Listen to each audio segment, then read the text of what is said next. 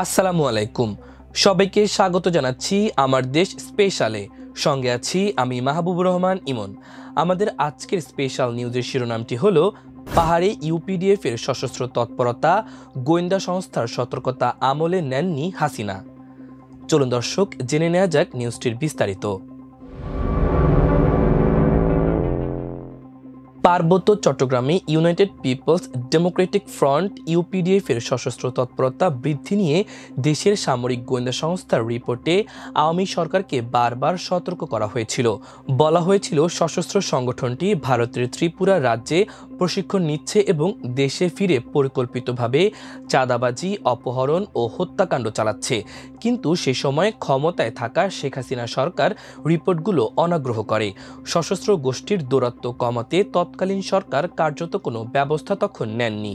নিরাপত্তা বিশ্লেষকদের মতে এর পেছনে ছিল ভারতের প্রত্যক্ষ প্রশ্রয় ও রাজনৈতিক স্বার্থ। ফলে দিন দিন শক্তি সঞ্চয় করে এখন আপদ হয়ে দেখা দিয়েছে এ গোষ্ঠী, যার সর্বশেষ নজির খাগড়াছড়িতে ধর্ষণের নাটক সাজিয়ে অরাজকতা সৃষ্টি।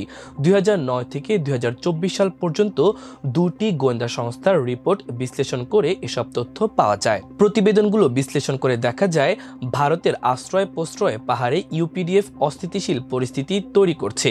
এ বিষয়ে হাসিনার আমলে প্রতি বছর 12 থেকে 15 বার সরকারকে সতর্ক করা হয়েছে। সশস্ত্র গোষ্ঠীর সন্ত্রাসী কার্যক্রম নিয়ে বিস্তারিত তথ্য প্রতিবেদনে তুলে ধরা হলেও এসব অপতৎপরতা প্রতিরোধে তৎকালীন সরকার কোনো কার্যকর ব্যবস্থা নেয়নি।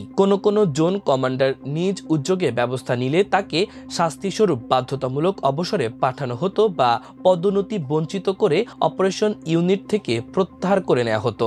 ফলে গত 15 বছরে শক্তি সঞ্চয়ের অবারিত সুযোগ পায় ইউপিডিএফ।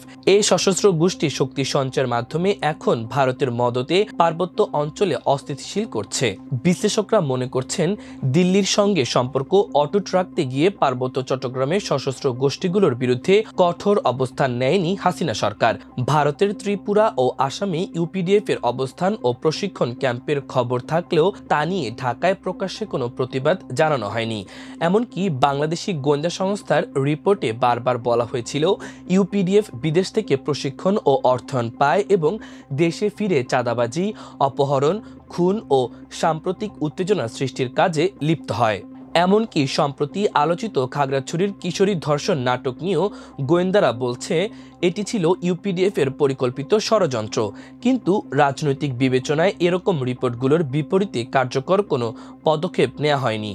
রাঙামাটির নানিয়ারচর উপজেলার বগাছড়ি ও ইসলামপুর এলাকায় 2 গ্রামে 2009 সালের এপ্রিলে 22 বাঙালি কৃষকের আনারস বাগান রহস্যজনকভাবে নষ্ট হয়ে যায়। স্থানীয়দের অভিযোগ ছিল ইউপিডিএফ এর মদতে পাহাড়ি সন্ত্রাসীরা আনারস বাগানে বিষাক্ত রাসায়নিক স্প্রে করে। এতে বগাছড়ি এলাকায় 7 জন কৃষকের প্রায় 2,50,000 আনারস এবং ইসলামপুর এলাকার 15 জন কৃষকের প্রায় 4,50,000 আনারস নষ্ট হয়। পরে অভিযান চালিয়ে পুলিশ এ ঘটনায় ব্যবহৃত স্প্রে মেশিন এবং 2 বালতি রাসায়নিক পদার্থ উদ্ধার করে।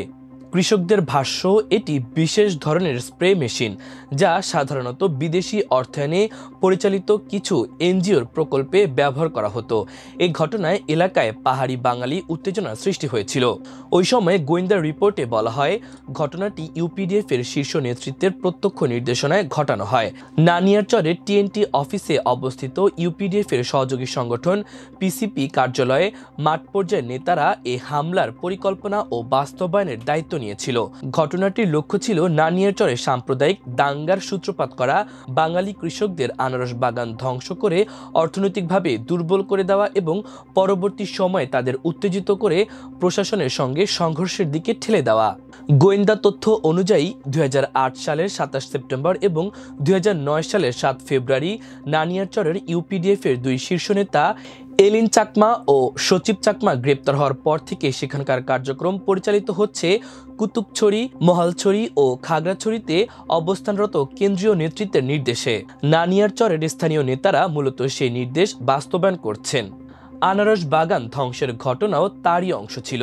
ওই সময় দায়িত্বরত একজন অবসরপ্রাপ্ত সেনা কর্মকর্তা বলেন এটি নিছক কৃষকদের ক্ষতি নয়, বরং সুপরিকল্পিত নাশকতা ছিল।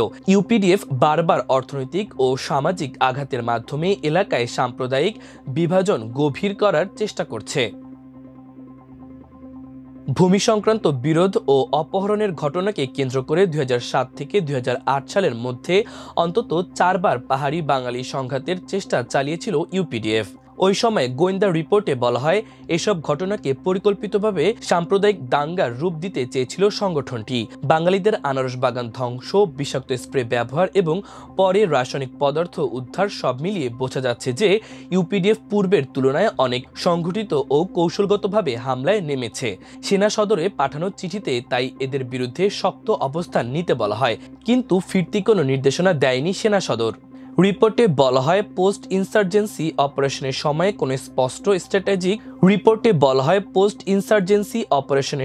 কোনো স্পষ্ট স্ট্র্যাটেজিক গাইডলাইন না থাকায় ইউপিডিএফ ও জেএসএস এর রাজনৈতিক ও সামরিক কর্মকাণ্ড নিয়ন্ত্রণে গোয়েন্দা সংস্থাগুলোর দৃষ্টিভঙ্গিতে ভিন্নতা দেখা দেয়। প্রতিটি রিজিয়ন ও জোন নিজেদের মতো করে সমস্যা দ্রুত সমাধানের চেষ্টা করেছে, কিন্তু এসব স্বল্পমেয়াদী সমাধান কৌশলগত ক্ষেত্রে দীর্ঘস্থায়ী সমস্যার জন্ম দিয়েছে।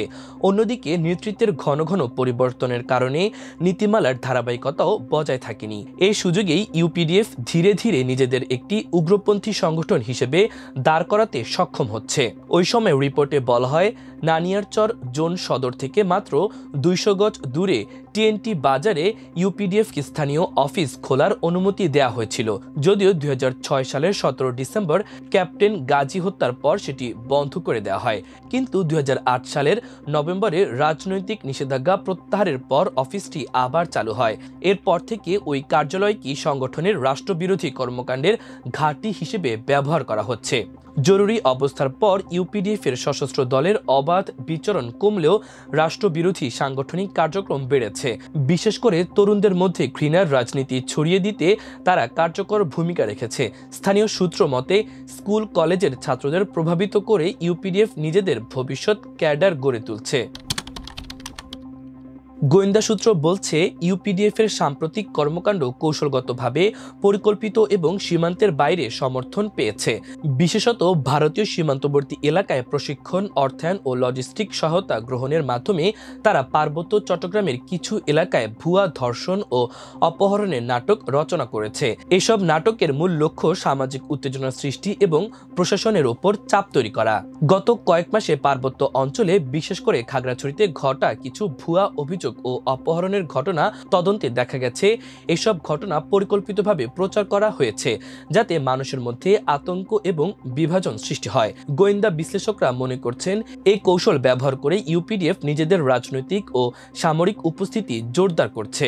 গোয়েন্দা সূত্র আরও বলছে, এসব কার্যক্রম শুধু নানিয়ারচরেই সীমিত নয়, পার্বত্য চট্টগ্রামের অন্যান্য স্পর্শকাতর এলাকায়ও এই ধরনের কৌশল প্রয়োগ হতে পারে।